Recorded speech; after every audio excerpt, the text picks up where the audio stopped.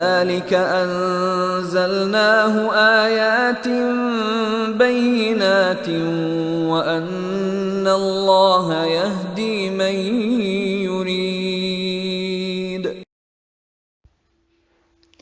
السلام علیکم ورحمۃ اللہ وبرکاتہ۔ میں پڑھ رہی ہوں آپ کے سامنے قرآن کا راستہ، جس کے رائٹر ہیں خرم مراد مرحوم، اور آج ہمارا 5واں اس کا سیشن ہے۔ انشاءاللہ تعالی شروع کرتے ہیں۔ بسم اللہ الرحمن الرحیم۔ رب اشرح لی صدری یسر لی امری واحلل عقدۃ من لسانی یفقہوا قولی۔ ان صلاتی و نسکی و محیای و مماتی للہ رب العالمین۔ شعور کی 7 حالتیں ہیں جنہیں آپ کو نشو و نما دینے کی کوشش کرنا چاہیے۔ کچھ باتوں کو یاد رکھ کر، انہیں جذب کر کے، اور اپنے آپ کو اکثر ان کی یاد دلا کر۔ داخلی شرکت کا قرآنی معیار۔ نمبر 1، اپنے آپ سے کہیے میرا قرآن کا پڑھنا صحیح معنوں میں تلاوت نہ ہوگا جب تک کہ میرا اندرونی وجود اس میں اس طرح حصہ نہ لے جس طرح اللہ چاہتا ہے کہ یہ حصہ لے۔ اللہ کیا چاہتا ہے؟ آپ کو قرآن کے ساتھ کیا رویہ اختیار کرنا چاہیے؟ قرآن بہت سے مقامات پر خود بڑی وضاحت سے بتاتا ہے کہ اللہ کے رسول اور ان کے صحابہ کرام رضی اللہ تعالیٰ عنہما اور ان لوگوں نے جن کے قلوب اس کی گرفت میں تھے، کس طرح قرآن کا اثر لیا۔ آپ کو کوشش کرنا چاہیے کہ ایسی قرآنی آیات یاد کر لیں، اور جب بھی قرآن پڑھیں تو ان کو دہرائیں، ان پہ غور و فکر کریں۔ ان آیات میں سے کچھ یہ ہیں۔ سورہ انفال آیت نمبر 8۔ بسم اللہ الرحمن الرحیم۔ انما المؤمنون الذین اذا ذکر اللہ وجلت قلوبہم وَإِذَا تُلِيَتْ عَلَيْهِمْ آیاتہ زادتہم ایمانا۔ سچے اہل ایمان تو وہ لوگ ہیں جن کے دل اللہ کا ذکر سن کر لرز جاتے ہیں، اور جب اللہ کی آیات ان کے سامنے پڑھی جاتی ہیں تو ان کا ایمان بڑھ جاتا ہے۔ سورہ زمر آیت نمبر 39۔ تقشعر منہ جلود الذین یخشون ربہم ثم تلین جلودہم وقلوبہم الی ذکر اللہ۔ اسے سن کر ان لوگوں کے رونگٹے کھڑے ہو جاتے ہیں جو اپنے رب سے ڈرنے والے ہیں، اور پھر ان کے جسم اور ان کے دل نرم ہو کر اللہ کے ذکر کی طرف راغب ہو جاتے ہیں۔ سورہ بنی اسرائیل آیت نمبر 107 اور 109، 107 سے 109 تک۔ اذا یتلی علیہم یخرون للاذقان سجدا ویقولون سبحان ربنا ان کان وعد ربنا لمفعولا وَيَخِرُّونَ لِلْأَذْقَانِ يَبْكُونَ وَيَزِيدُهُمْ خُشُوعًا۔ انہیں جب یہ سنایا جاتا ہے کہ وہ منہ کے بل سجدے میں گر جاتے ہیں، تو وہ منہ کے بل سجدے میں گر جاتے ہیں اور پکار اٹھتے ہیں، پاک ہے ہمارا رب، اس کا وعدہ تو پورا ہونے ہی تھا، اور وہ منہ کے بل روتے ہوئے گر جاتے ہیں، اور اسے سن کر ان کا خشوع اور بڑھ جاتا ہے۔ سورہ مریم آیت نمبر 19۔ اذا تتلی علیہم آیات الرحمن خروا سجدا وبکیا۔ ان کا حال یہ تھا کہ جب رحمان کی آیات ان کو سنائی جاتی تو روتے ہوئے سجدے میں گر جاتے تھے۔ سورہ مائدہ آیت نمبر 5۔ وَإِذَا سَمِعُوا مَا أُنزِلَ إِلَى الرَّسُولِ تَرَىٰ أَعْيُنَهُمْ تَفِيضُ مِنَ الدَّمْعِ مِمَّا عَرَفُوا مِنَ الْحَقِّ۔ جب وہ اس کلام کو سنتے ہیں جو رسول پر اترا ہے تو تم دیکھتے ہو کہ حق شناسی کے اثر سے ان کی آنکھیں آنسوؤں سے تر ہو جاتی ہیں۔ اللہ حاضر و ناظر ہے۔ نمبر 2، اپنے آپ سے کہیے میں اللہ کے حضور میں ہوں، وہ مجھے دیکھ رہا ہے۔ آپ کو اس حقیقت کا ہمیشہ ادراک رہنا چاہیے کہ جن لمحات میں آپ قرآن کی تلاوت کر رہے ہیں آپ اس کے حضور میں ہیں جس نے یہ کلام آپ کے لیے نازل کیا ہے، اس لیے کہ اللہ ہمیشہ آپ کے ساتھ ہے۔ آپ جہاں بھی ہوں، آپ جو کچھ بھی کر رہے ہوں، اس کا علم ہر شے پر محیط ہے۔ شعور کی یہ حالت آپ کس طرح حاصل کر سکتے ہیں؟ اللہ نے قرآن میں اس بارے میں جو کچھ فرمایا ہے اسے سنیے، ان آیات کو یاد کر لیجئے، اور جب آپ قرآن کی تلاوت کرنے والے ہوں یا کر رہے ہوں تو اس کے دوران ان آیات کو دہرائیے اور ان پر غور کیجئے۔ آپ کو جس چیز سے زیادہ مدد ملے گی نہ صرف قرآن کی تلاوت میں بلکہ اس کے مطابق زندگی گزارنے میں، وہ اس حقیقت کو جتنا زیادہ ممکن ہو یاد رکھنا اور اس پہ غور کرنا ہے۔ آپ تنہا ہوں یا لوگوں کے ساتھ ہوں، خاموش ہوں یا محو گفتگو ہوں، گھر پر ہوں یا کام پر ہوں، آرام کر رہے ہوں یا مصروف ہوں، خاموشی سے یا بلند آواز سے کہیے اللہ تعالیٰ یہاں ہے، میرے ساتھ، دیکھ رہا ہے، سن رہا ہے، جانتا ہے، سب محفوظ کر رہا ہے۔ اور قرآن کی ان آیات کو یاد کیجئے۔ سورہ الحدید، بسم اللہ الرحمن الرحیم، وَهُوَ مَعَكُمْ أَيْنَمَا كُنْتُمْ وَاللَّهُ بِمَا تَعْمَلُونَ بَصِيرٌ، وہ تمہارے ساتھ ہے جہاں بھی تم ہو۔ سورہ قاف، وَنَحْنُ أَقْرَبُ إِلَيْهِ مِنْ حَبْلِ الْوَرِيدِ،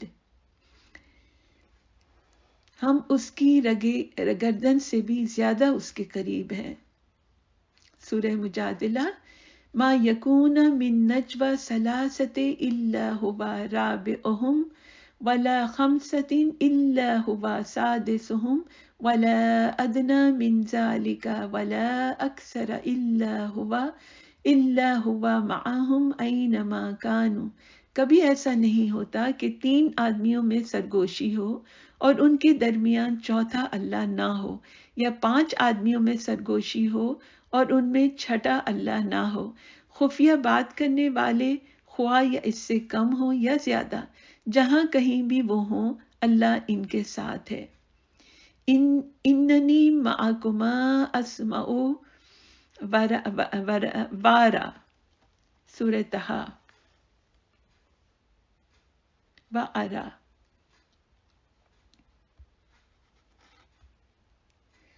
میں تمہارے، سورہ الطور میں اللہ تعالیٰ فرماتے ہیں میں تمہارے یعنی موسیٰ اور ہارون کے ساتھ ہوں، سب کچھ دیکھ رہا ہوں، سن رہا ہوں۔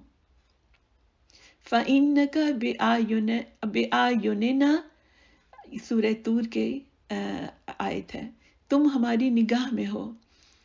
سورہ یاسین میں اللہ تعالیٰ فرماتے ہیں إِنَّا نَحْنُ نُحْيِي الْمَوْتَى وَنَكْتُبُ مَا قَدَّمُوا وَآثَارَهُمْ وَكُلَّ شَيْءٍ أَحْصَيْنَاهُ فِي إِمَامٍ مُبِينٍ، ہم یقیناً ایک روز مردوں کو زندہ کرنے والے ہیں، جو کچھ افعال انہوں نے کیے ہیں وہ سب ہم لکھتے جا رہے ہیں، اور جو کچھ آثار انہوں نے پیچھے چھوڑے وہ بھی ہم ثبت کر رہے ہیں۔ اس حوالے سے مرکزی نوعیت کی آیت یہ ہے، یہ اس حقیقت کو کہ اللہ تعالیٰ ہر جگہ ہے اور ہر چیز دیکھ رہا ہے، نہ صرف پرزور طریقے پہ بیان کرتی ہے بلکہ خاص طور پر قرآن کی تلاوت کے عمل کا تذکرہ کرتی ہے۔ سورہ یونس میں اللہ تعالیٰ فرماتے ہیں اے نبی تم جس حال میں بھی ہوتے ہو اور قرآن میں سے جو کچھ بھی سناتے ہو، اور لوگوں تم جو کچھ بھی کرتے ہو، اس سب کے دوران ہم تم کو دیکھتے رہتے ہیں، کوئی ذرہ برابر چیز آسمان اور زمین میں ایسی نہیں ہے، نہ چھوٹی نہ بڑی، جو تمہارے رب کی نظر سے پوشیدہ ہو اور ایک صاف دفتر میں درج نہ ہو۔ اللہ تعالیٰ ہمیں خود بتاتا ہے جب تم قرآن کی تلاوت کرتے ہو میں تمہارے پاس ہوتا ہوں، یہ بات کبھی نہ بھولیے۔ تلاوت قرآن عبادت کا ایک اہم عمل ہے، اعلیٰ ترین کمال حاصل کرنے کا راستہ اللہ کی عبادت ہے۔ اللہ کے رسول صلی اللہ علیہ وسلم ہم کو بتاتے ہیں کہ اللہ کی عبادت کرو جیسے کہ تم اسے دیکھ رہے ہو۔ اگر تم اسے اپنی آنکھوں سے نہیں دیکھ سکتے تو یہ تصور کر سکتے ہو کہ وہ تمہیں دیکھ رہا ہے۔ علاوہ ازیں یاد رکھیے کہ نہ صرف آپ اللہ کے پاس حاضر ہیں، نہ صرف آپ اللہ کے پاس حاضر ہیں، بلکہ جب تک آپ قرآن کی تلاوت کرتے ہیں وہ آپ کو یاد کرتا ہے۔ سورہ بقرہ میں اللہ تعالیٰ فرماتے ہیں تم مجھے یاد رکھو میں تمہیں یاد رکھوں گا۔ بلا شبہ اللہ کو یاد کرنے کا بہترین طریقہ قرآن کی تلاوت ہے۔ اللہ سے سننا۔ نمبر 3، اپنے آپ سے کہیے میں اللہ سے سن رہا ہوں۔ اپنی اندرونی ذات کو شامل کرنے کی اپنی کوشش کے ایک حصے کے طور پر آپ یہ سوچنے کی کوشش کریں کہ جیسے آپ قرآن کو خود نازل کرنے والے سے سن رہے ہیں۔ قرآن اللہ کا کلام ہے۔ جس طرح آپ اسے دیکھ نہیں سکتے جبکہ وہ ہر وقت آپ کے ساتھ ہوتا ہے، اس طرح آپ اسے سن نہیں سکتے جبکہ وہ بول رہا ہو۔ چھپے ہوئے الفاظ اور تلاوت کرنے والے کی آواز کو پس منظر میں جانے دیجیے اور اپنے آپ کو بولنے والے کے قریب لے آئیے۔ جوں جوں آپ کے اس کے حضور میں ہونے کے شعور میں اضافہ ہوگا، یہ احساس بیدار ہوگا اور زیادہ مضبوط ہوگا۔ امام غزالی اپنی تصنیف احیاء العلوم میں ایک شخص کے بارے میں بیان کرتے ہیں کہ اس نے کہا میں نے قرآن کی تلاوت کی لیکن اس میں مٹھاس نہیں پائی۔ پھر میں نے اس طرح پڑھا کہ جیسے رسول اللہ صلی اللہ علیہ وسلم اسے اپنے صحابہ کو سنا رہے ہوں۔ پھر میں ایک قدم اور آگے بڑھا اور قرآن کو اس طرح پڑھا جیسے کہ میں اسے جبریل سے سن رہا ہوں جبکہ وہ اسے رسول اللہ کو پہنچا رہے تھے۔ پھر اللہ نے مجھے ایک قدم اور آگے بڑھایا، میں نے اس طرح اس کی تلاوت شروع کر دی جیسے کہ میں اسے خود بولنے والے سے سن رہا ہوں۔ یہ احساسات آپ کے اندر ایسی مسرت اور مٹھاس بھر دیں گے کہ آپ کی اندرونی ذات پر قرآن مکمل طور پر چھا جائے گا۔ اللہ کا براہ راست خطاب۔ نمبر 4، اپنے آپ سے کہیے جب میں قرآن کی تلاوت کرتا ہوں اللہ تعالیٰ مجھ سے اپنے رسول کے ذریعے براہ راست خطاب کرتا ہے۔ بلا شبہ قرآن تاریخ کے ایک خاص مرحلے میں خاص وقت پر نازل کیا گیا تھا اور آپ تک یہ بالواسطہ طور پر مختلف مقامات پر مختلف زمانوں میں مختلف افراد کے ذریعے پہنچا ہے، لیکن قرآن اللہ حی قیوم کا کلام ہے جو ابد تک کے لیے ہے اور ہر شخص سے خطاب کرتا ہے۔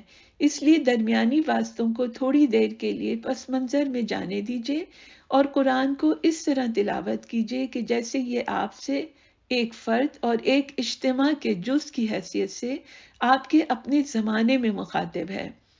اس طرح براہ راست مخاطب ہونے کا محض تصور ہی آپ کے قلب کو جو کچھ آپ پڑھ رہے ہیں اس کی گرفت میں رکھے گا۔ ہر لفظ آپ کے لیے۔ نمبر 5، اپنے آپ سے کہیے قرآن کا ہر لفظ میرے لیے ہے۔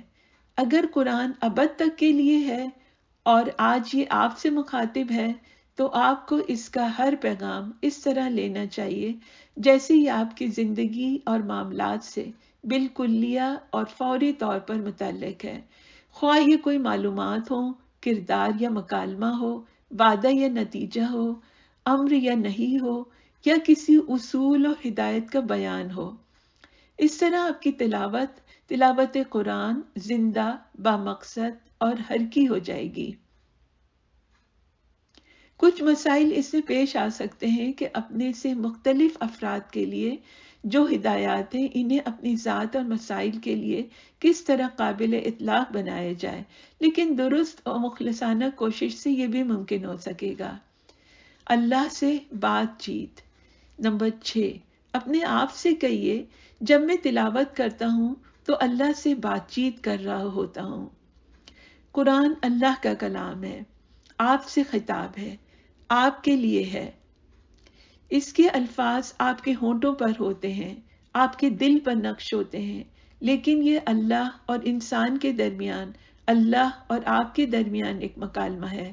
یہ مکالمہ مختلف شکلیں اختیار کرتا ہے، یہ واضح بھی ہو سکتا ہے اور اس مفہوم میں خفی بھی کہ آپ کی یا اللہ کی طرف سے کوئی جواب مضمر ہو۔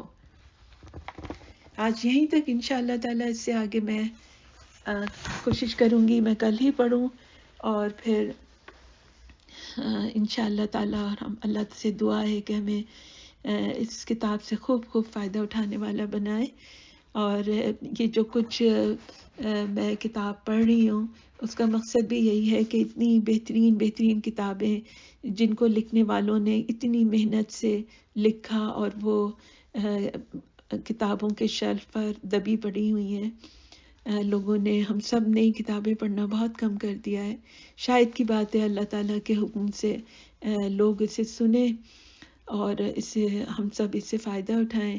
انشاءاللہ تعالیٰ اللہ کی رحمت سے ہمیں بہت امیدیں ہیں انشاءاللہ۔ السلام علیکم ورحمۃ اللہ وبرکاتہ۔